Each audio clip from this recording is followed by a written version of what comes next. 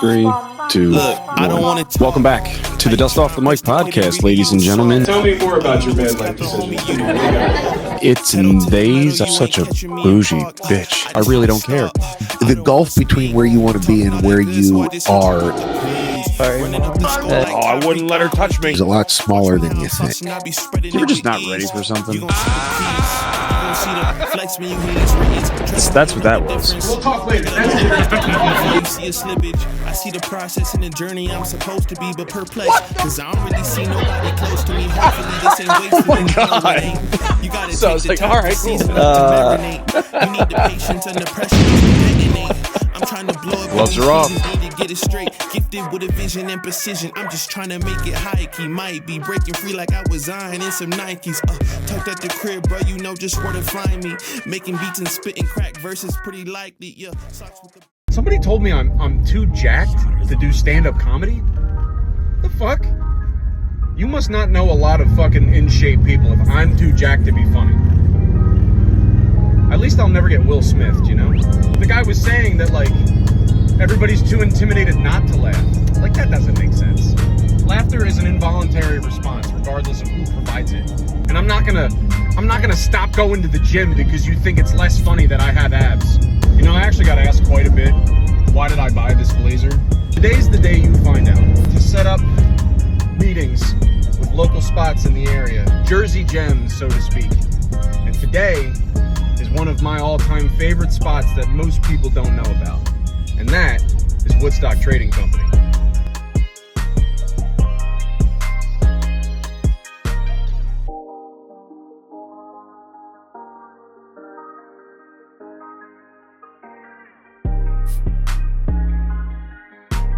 All right, I'm here at Woodstock Trading Company, nestled in right off of Route 70 in Cherry Hill. And holy crap, man, I'm getting serious up vibes from this place. I used to come here as a child with my father. He used to buy his incense, his tie-dye t-shirts. This is actually one of his. It's like up. They're all peaceful, calm, and serene here. And then you got nothing but fucking chaos and crazy in New Jersey. But we love this place.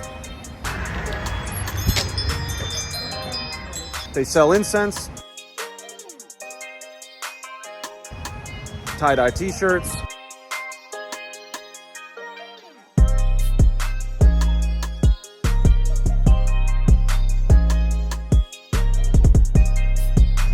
glass-blown charms,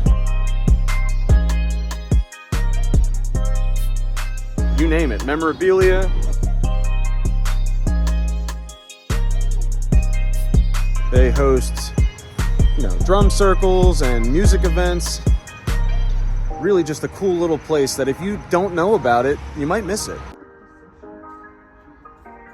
And you could actually,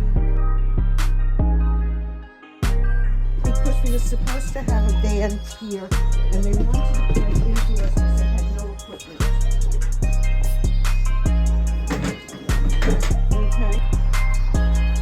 Okay. Welcome to Woodstock Trading Company.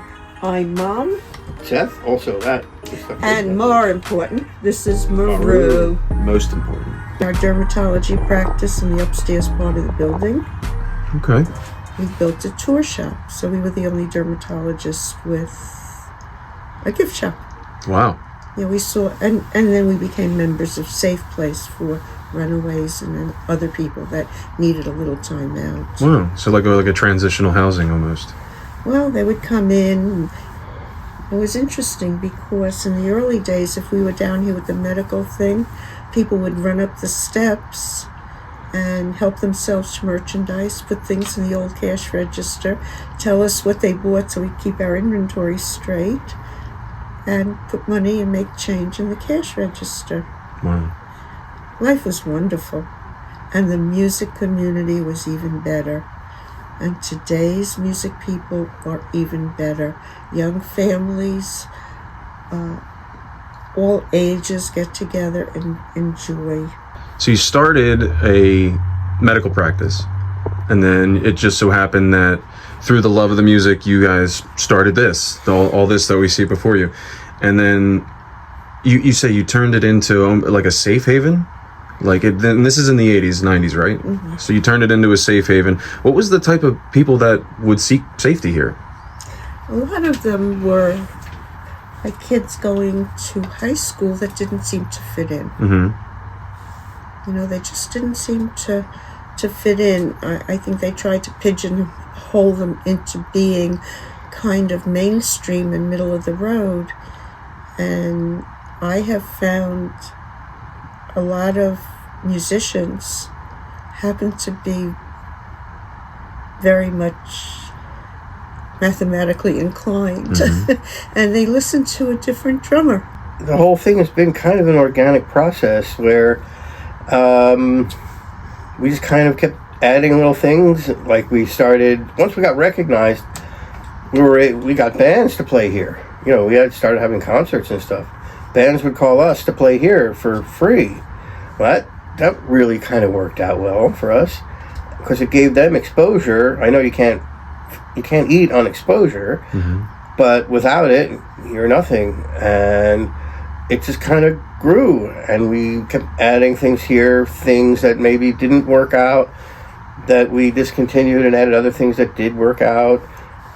It took us a while. It's been an evolutionary thing. We're still learning. We're not natural retailers. Wow. We're not instinctively retailers. We're science people, for the most part. So we kind of study more so than we sell. So it's slowly evolved. And if we had to start all over again, it would be completely different. Yeah. There's no way you can plan this. You're experimenting constantly. Always. It was an organic kind of a thing. And before you knew it, we were involved with Garcia and with all of the artists. And we worked with, as an artist, Seth and I are both craftsmen and artists. Mm-hmm. And it gave me an artist outlet as it did Seth. We are glass blowers. I paint every day. Seth is a ceramicist, and it gave us an outlet without having to go to shows and all of that to be able to showcase our art and support other artists. And we worked with Garcia on ART and artist rights, and a lot of it had to do with not only the music but the art as well. And so we have our huge bead collection. We tried to get people to form their own palette of color and expression. Anybody can take something that has a hole in it and make a bead and make a necklace. And we're telling people that they have creativity in themselves. So we really encourage the human element into doing some things for themselves, not just buying something. Yeah, one of the benefits for us, we have these, for lack of a better word, hobbies. We make glass beads. We do ceramic things. Like everybody else, what do you do with ceramics? You make bowls and cups and whatever. And they kind of kept piling up, and we were not sure what to do with them. We don't have a large circle of friends. In fact, I don't think we even have a circle of friends. We don't have time. Now that I think about it, but You got each other. yeah, and we have like almost no relatives left, so we have nobody to give all this stuff to, and yet we continue to make it because we just enjoy the process.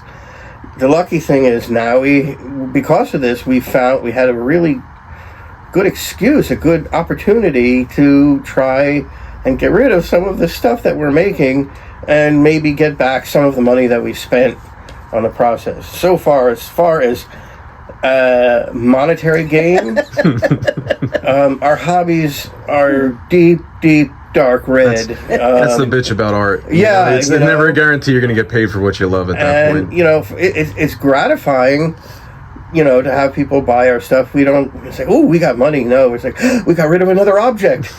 So that, of course, with the $10 bead, justifies a $300 order for more glass. We feel we deserve it. We've earned it, So we just keep going deeper and deeper into that, down that rabbit hole. But we have an outlet at least. Yeah. And an excuse, for lack of a better word, to create more. So we keep doing that. Right now we're doing beads. We're doing glass. and we couldn't be happier. You know, it's tends to lend itself to obsession, but as far as obsessions go, at least it's something that you can acquire.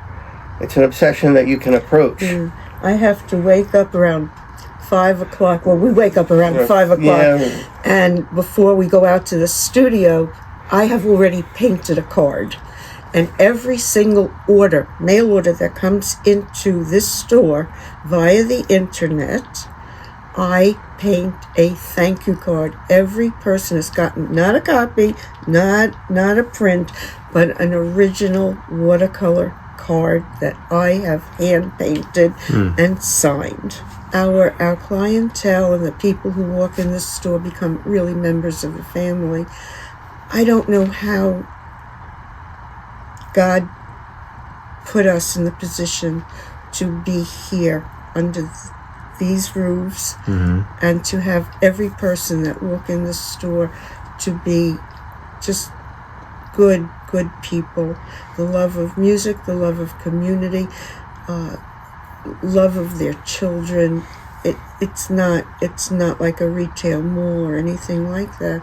We had a group of kids here just a couple of weeks ago, 15, 16-year-old kids that played for 4 hours straight without looking at music, singing, playing drums, made their own posters, and they came here and they sang for friends and family. Overwhelming. And you know, maybe they might not have that opportunity in a lot of other places to be able to showcase their talent or to be encouraged. Are you guys familiar with how almost myth-like this place is? How almost like you either know about it or you don't know about it. Like it's like a select We're group. underground. You're We're very underground. Very underground. And Very that's like exactly very the way word I of want mouth. it. That's exactly the way we want it. Right. I could have gone to, everyone says, go to New Hope or go to South Street or go here. No. You have to want to be here. Yeah. It makes a difference if people organically find your door. Yeah. Then you know that they want to be here. Yeah, like if I go to one of my friends and I talk about Woodstock Trading Company, they either know exactly what it is and they're in love with this place, or if they've never heard of it. Well, you're on the bus or you're exactly off the bus. Yeah. And it's almost like the building itself has been in the same state. Like it's like the movie Up. We were talking about this on the phone before. The movie goes, there's an old gentleman whose wife passes and he refuses to leave the house, and this whole city builds up around him, and then I guess through some happenstance it attaches a bunch of balloons to his house and it floats away. But you know, not exactly the same as this, but society's been building up around this place, and I know for a fact in the 80s there wasn't all of this crap. I know for a fact because my parents moved here in the 80s and they were like, it was all farms. Route 70 has become a tremendous Darwinistic experience, and we used to have a little pass-through that led right to our driveway, and without pointing fingers, somebody, one of our mayors or governors or somebody who must have had some phobia of left turns, took away all the left turns, including those little pass-throughs. Now we have become the kind of place that a person has to intend to come to. We are a destination now, where people do not come here on impulse. This is good, this is bad. The good part is it kind of filters out those that can be a bit of a problem. And if somebody gets here, they got here because they wanted to come here. Right. So, as a rule, we get a good batch of people that actually want to be here, who take us seriously. I mean, it's easy to take a place like this lightly, but we're a destination. You have to intend to be here. And that ultimately, yes, it's cut down on sales, but it's also improved really the nature of the clientele. It's crazy, isn't it? They fit much better. Since we are a destination, they fit better, and they take us seriously, which is kind of nice. If you were a place that was Well, easily very small. accessible on the way and from the shore, which you Right. totally are. You're, Right. this is on the way to the shore. But you got to know. But you can't make that left turn anymore, so Yes. it's really on the way back only, or if you know to be here and how to get here. If you get past us, if you drive past us, getting back here, You have to know. you have to know how to get back here.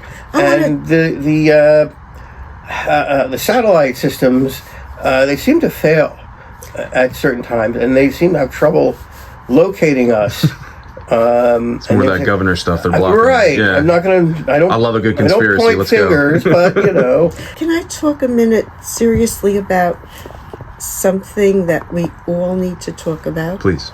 Cell phones. Okay? Cell phones, I think, are wonderful, fantastic things. When my customer, and I'm not going to say anybody could be my customer, but my customer, you know what I'm talking about, from all ages will come in the store, and for some reason, and I don't know what it is, they never talk on the phone here. They never pick up the phone unless they want to take a picture and say, "Hey, Mom, do you think Joey's going to like this shirt? What size does he wear?" But they don't chit-chat. They don't talk gossip. They don't do that. And I know sometimes, like, I don't want to point fingers on, but middle management kind of people, they will come in here and their business is so important that they won't communicate with us, and they'll pick up the cell phone and they'll talk. Wait a minute. You're here in my store. I don't want to know your business. Please take it outside. I don't want to know about your fights with your boyfriend. Take it outside. This is a place for us to be together. But somehow it doesn't happen except on very rare occasions. Now I'll go to the flip side of cell phones. Love cell phones. I don't think, I'm going to make a political statement. I don't think that children that go to school should have their cell phones taken away. Please train your kids to keep their cell phones in case of an emergency. I want that kid, who is a kid that belongs under this roof, that could be my customer, to be able to say, "Hey, Mom, I'm safe. I'm here. Don't worry about me." I want him to have that cell phone and use it right. It's my political ploy ever. That's fine. Give the That's as kids, political as you get. I think you're fine. You're pretty tame. You're pretty tame for the internet. I think you're okay. teach the kids to behave. I used to have hundreds of people on my lawn supporting live bands. Please, if you're going to want to see one of our bands, don't wave to me on social media and watch my live streaming. Come here and feel the flesh, look somebody in the eye. The human part of a concert is that live music needs to be supported by live human flesh, blood, and enthusiasm. Our entertainers need that support. I wave to people. They wave to me. "Hi, Mom." Please come. It's free. It's given. We need to support our entertainers. You know, we're following people's lives from across the globe when we don't even know our neighbors' names. We don't know our neighbors. I don't know my neighbors. I mean, I know of them. I see them. I wave to them. I appreciate that they drive slowly because I have children. But at the same time, I don't know anything about them. I don't know their family situation. I don't know if they're in good standing mentally. You know, it's a flip-flop world now. And places like this are very few and far between. That really the word of mouth still is the king with it. Well, and if you'd have had a slightly different opportunity, you know, that left turn, if jug handles weren't a thing, man, you might have been flooded in with so much riffraff that this turned into something you didn't want. I think it worked out. I think it worked out exactly the way it was supposed to. One of the ways you really learn how to do something is to actually teach somebody else how to do it. Yeah. Because, you know, when I was in school, they were like, "I've never drawn blood before. I've never started an IV before." That's a physician, by the way. So, or I don't know how to, so put in a central line, whatever it is you need to do. And you're like terrified, you know, because you have to do this. So somebody shows you, and then they show you maybe a second time if you're lucky. Then the third time you do it, they watch, if you're lucky. And then after that, it is now that you know how to do this, It is, you now become the teacher, and you now have to talk to other med students and teach them how to do it. And in the process, they ask questions you never expected to get.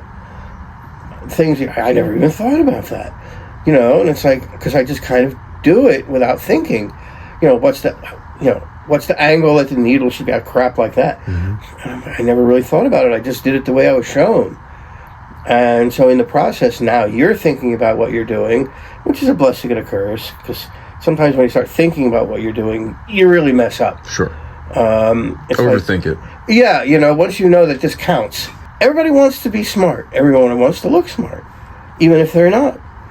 And the quickest and easiest way to accomplish this is to make the people around you feel smart, right? Or just bring them up. To not be condescending. To raise others up. And it really, and you really, that's how you learn.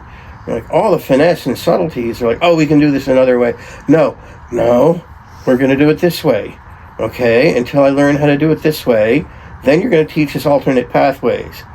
But we're going to do it this way for now. And in the process, you learn really what you're doing. Because sometimes you know what to do, you just don't know how or why. Beautiful. It's a very different kind of an interview than you expected, I think, because you have really reached in somehow to the inner soul of Mom and Seth here at Woodstock. It's not just about the things we've done, which have been astronomically exciting and different experiences. The people we've met on the way here have been phenomenal people. I mean, I cannot begin to tell you all the different personalities that our lives have crossed to have made us where we are. But you have really reached to the inner soul somehow, just by, I guess it's your persona that brought it out. I've been here the whole time. I've been here the whole time since I was 4 years old. This has been a very personal kind of a moment for us. Thank you. Thank you. Thank you for the experience to reach back and into our inner soul. It means a lot to have a memory of my father picking this out, and then being able to, a couple years after his death, interview people who I have paramount memories of, and kind of call this shirt back home in a sense. And that's the weirdest thing. Like, we're blithely unaware that we've gotten into people's lives until that one day, whenever the heck it was, when somebody had a relative that they needed something. Oh, it's a gift. And they're like, well, not really. It's for a funeral. And we want them to be buried with this object that I've made and Seth has made. Right. And we're like, wow, I never, we have become part of people's existences. And they're like, okay, we sell posters and we don't think about it. It's like, they're taking them to college, or something like that. And that's how they take away that sort of prison cell look of your average dorm. With the only disadvantage of a prison cell, at least has a toilet in it. But as soon as you see that, you realize, wow, this is reality, And we really were just so unaware that we had any kind of impact on people's existence or time. And then as people, we've been here for 37 years. We kind of forget that. Yeah. And we have grandchildren now coming in from God bless people that shopped here when they were young. And it's kind of blown our mind, It really has. And it's very humbling in a weird way. We're kind of proud of it, I guess, but it's a real reality sandwich. And, it's been amazing. We don't feel the time. We really don't. Except when we get up out of a chair, then yes, we're aware of the passage of time. And that, as a species, we probably weren't made to live this long.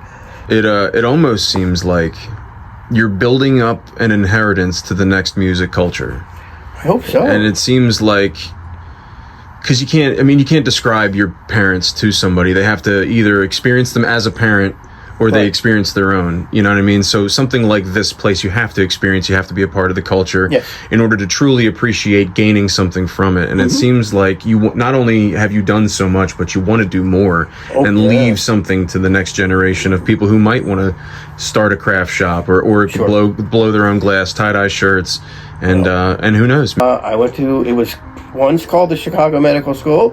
It's changed names a dozen times. Everywhere I go, it seems that they change their names soon after I graduate.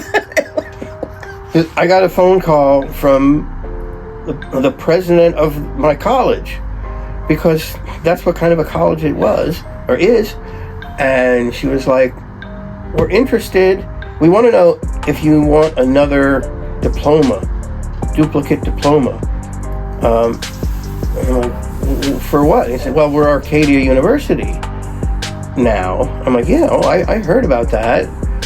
And she starts to explain the whys and wherefores. They're like, well, one thing, we were having trouble. The internet was just beginning to ramp up. I guess around 94-ish, somewhere in that area. And it's like, we're having trouble with parental filters.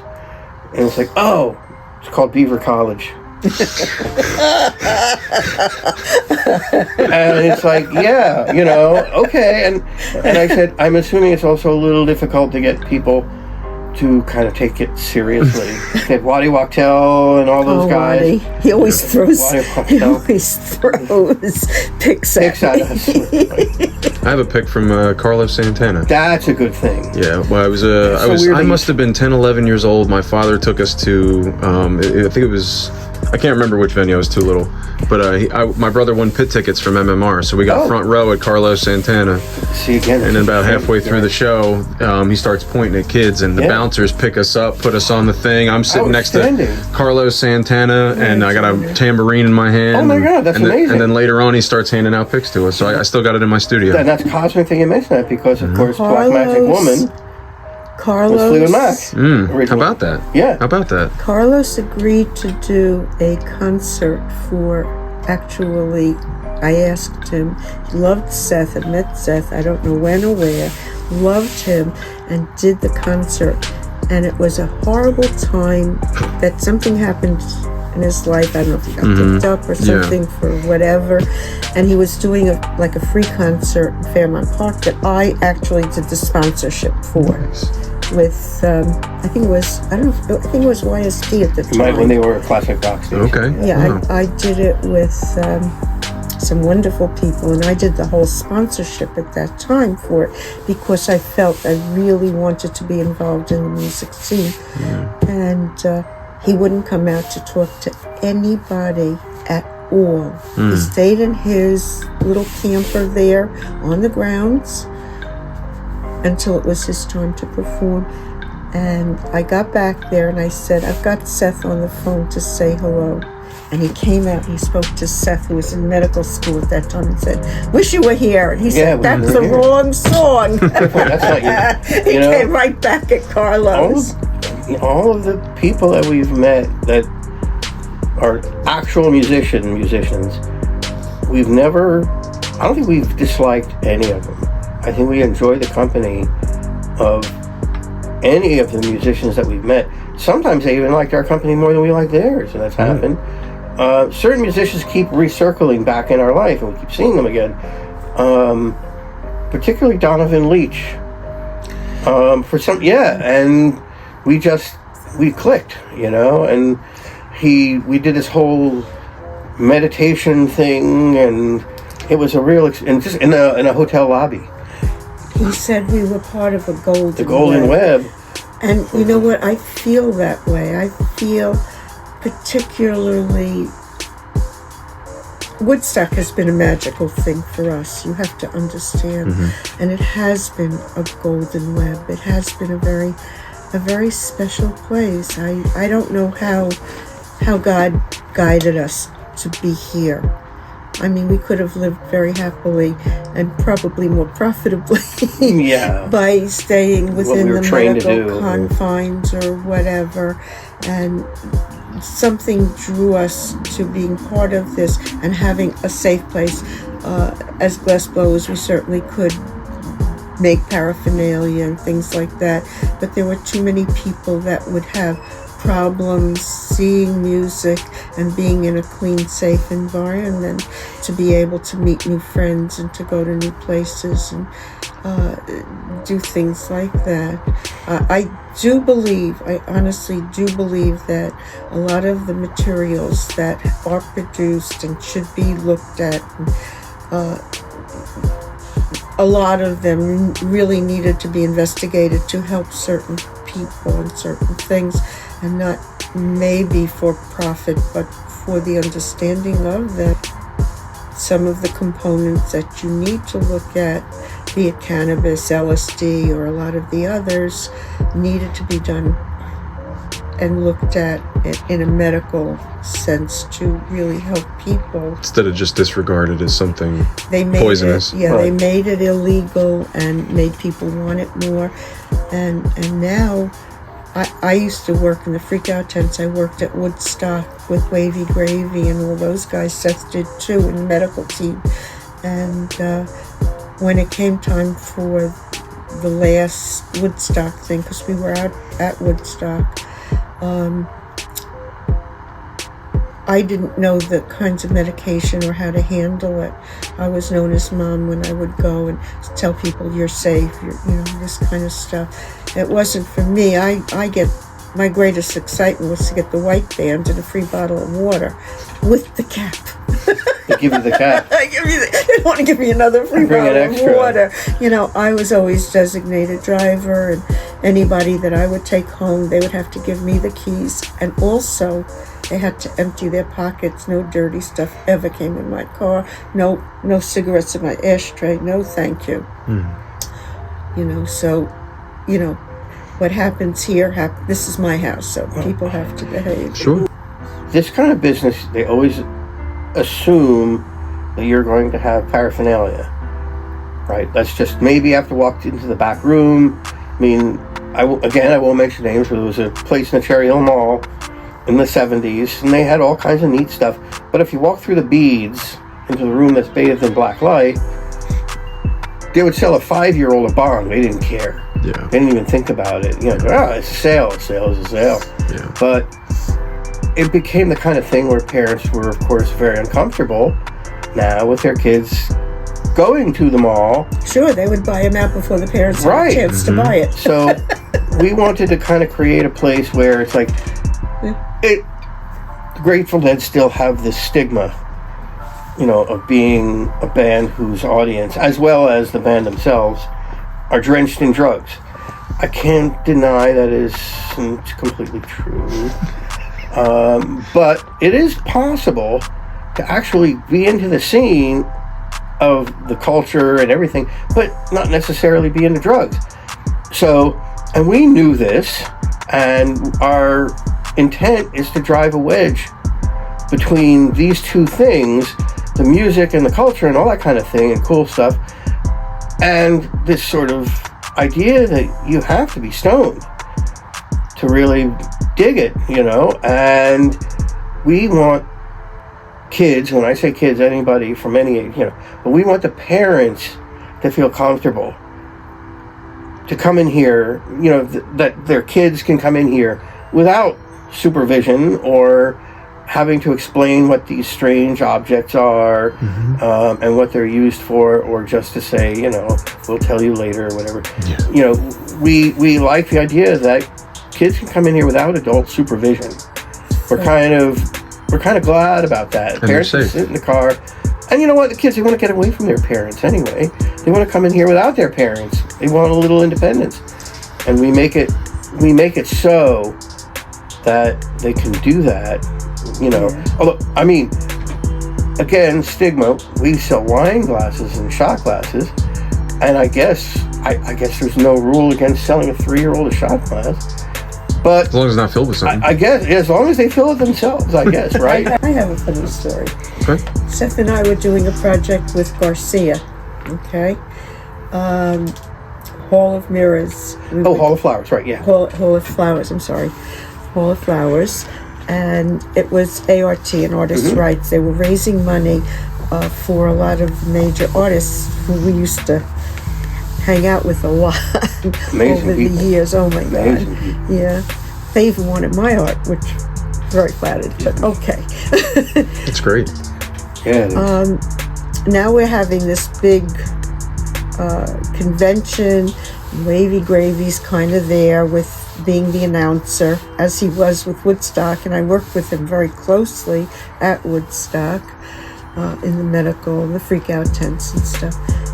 And now they're doing a big circle and they're passing this joint around and talking, and somebody's passing a joint to me and he yells, "Oh no! Don't do that. Yeah. Oh no! Not her! Give it to me!" We take the stuff to get where she is. You know, we knew we were in a foreign environment. This is San Francisco, which is a town that I felt I belonged in. I felt that you can't really be misunderstood in a city like San Francisco. They're not as judgmental, at least I didn't think so. And Wavy Gravy comes out into this room, the Hall of Flowers, and we're doing all kinds of, there's poster signings. I could start naming names, but you know. So he yells into this room, "Does anybody in here have a joint?" And nobody even found that amusing. They're like, "Oh, okay." And there's police and security and everything there, and they're just standing there, not minding anybody. Just one joint. Does anybody have a joint? I had a little nugget in the hotel room. I think the maid took it. So, does anybody in here have a joint? And, he stood there for a few seconds and he walked back to his table, kind of feeling dejected. And I had a poster I wanted to get a signature on. So, I go back to where he is, and I noticed that he had this fishbowl that was used for business cards. He must have dumped all the business cards out because he had a fishbowl full of joints. Hell yeah. And now he was in the position where now he was starting to actually pass them out. And they're like, "Oh, thank you," as if they were handing him a sandwich. The problem is some of these pieces are so unusual or so rare that there's nothing even online about it. And we don't know anybody who knows enough about it. Oh yeah, to come up with a fair number. These were. Oh, I'm sorry. Oh, No, you're good. These were kind of handed off to us from people that actually asked us just put it up in the store. So, this is a promo from 1988, 84, 85, yeah, even before. Yeah, I got during the time. And of course, the late great And then we had some other thing. This is from the movie. Tango. This is from the album itself. They didn't put This Tango in the Night. Yeah. That was the last one with Lindsey Buckingham. We worked with on part of the project. This with is her for father. a benefit for, I forget which one. It's just the Arizona Heart Institute. I forget. Yeah, it's for the Heart Institute because that's pretty. Her much- father was very instrumental in setting up not a couple of things. One of which being the Arizona Heart Institute. Billy Joel, 9 Inch Nails. Yeah, Nice. right. And you know what? Okay, this is, again, we're not young people anymore, and we look at 9 Inch Nails as something being contemporary, as something relatively new. Not anymore. We realize, oh my God, you know what? The 90s now. It's 30-something years ago. When? How? I think they call that retro now.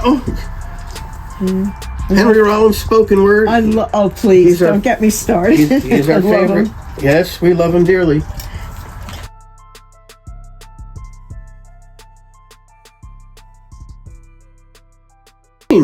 This guy and I share love for Studebakers. Yeah, it's Alice Cooper. Yeah, it is. Yeah, He likes the I've got- Avantis. I've got- I bet he does. I have an Avanti that I had for many What, years. Marley?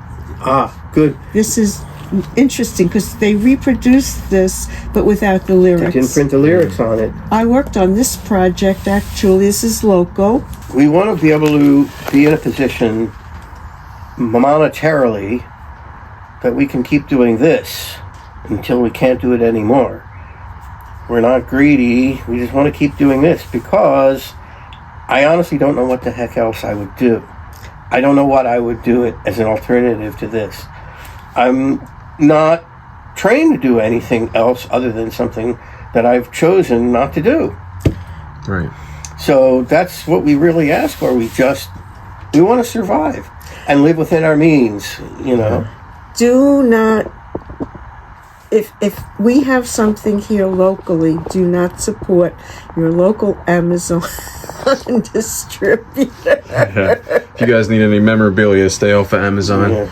And Amazon don't care if it fits. If there's something that you might want, we don't have the size or anything, please be patient. We'll try to get it in for you. Please support your local institutions, or you won't have them. You'll only have corporate sponsors. You won't have people who care about you and yours. You're not going to be able to get all this stuff at Walmart or whatever. You just can't. At least not in as good of a quality. And what we have and what we do, we know we can't compete with places like Amazon. You know, we can't compete with them. So what do? We try and have the things that they wouldn't necessarily have. We certainly can't beat them. You know, they got the formula. But our only chance is to evolve in such a way that, you know, we can provide for them something that they cannot, either through goods or service, whatever it takes. So, yeah, please. Support your local businesses, or they will not be here for you.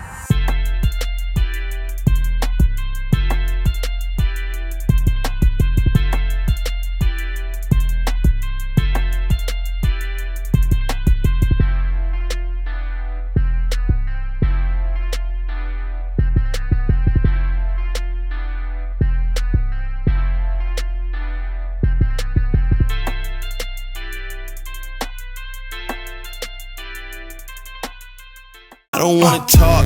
How you try and press the kid and really you was soft. All you know is capping, homie, you don't know the law. Pedal to the metal, you ain't catching me in park. I just hit the stop, I don't wanna speak. Talking all that good, so I just hit you with the plays. Running up the score like Tyreek, I'm going deep. Watch me how I'm saucing, I be spreading it with ease. You gon' see the P's. Hey, please be on the notice, these my motives. Bought my chicken and it's rotis. You parsimonious, you take it all cause you a locust. My focus is to grow this mission. A visionary, get a dictionary. We here off the rip and we ain't sharing, we just caring. Let me speak it to the manager. We damage her, no you ain't messing with an amateur. I'm ramming, the competition ain't standing up. They fanning from left to right cause now they branded us. Now who that is? Mike Jones, they ain't want me now, they all on me. Got counterfeits trying to play me, I guess they thinking I'm Sony. These big head dummies showing up and out of their character. Homie, you need a price cause without it the squad ain't hearing you. Top of that, we ain't fearing yet. We swinging for the fences with the sting of a